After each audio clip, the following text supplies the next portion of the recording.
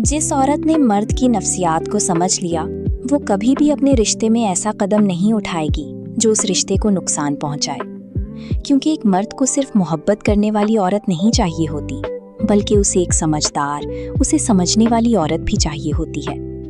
मगर बाज़ औरतें ऐसी होती हैं जो मर्द को कभी समझना ही नहीं चाहती।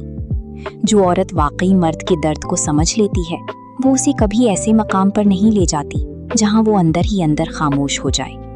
जिस तरह औरत खामोश हो जाती है, उसी तरह मर्द भी खामोश हो जाता है। बस उसकी खामोशी का अंदाज मुख्तलिफ होता है। उसके अपने माली मसाइल, अपनी परेशानियां और अपनी नाकामियां होती हैं, मगर वो ये सब घर में नहीं बताता। क्यों? क्योंकि उसे यही सिखाया गया है। Men don't really express their feelings, they just become silent. वो चुप हो जाते हैं। ऐसे में एक समझदार औरत वो होती है जो मर्द की इस खामोशी को उसकी बेरुखी या उसकी अना ना समझे, बल्कि उस खामोशी के पीछे छुपी हुई थकन, परेशानी और दर्द को समझने की कोशिश करे। क्योंकि आपके सामने एक मजबूत नजर आने वाला मर्द अंदर से कितना कमजोर है, कितना टूटा हुआ है, यू नेवर नो।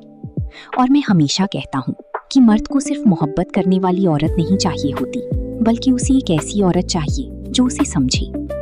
अगर कभी आपको लगे कि हालात ठीक नहीं चल रहे, कुछ मसाइल हैं, तो उनकी परेशानियों में इजाफा करने के बजाय उनका सहारा बन जाएं।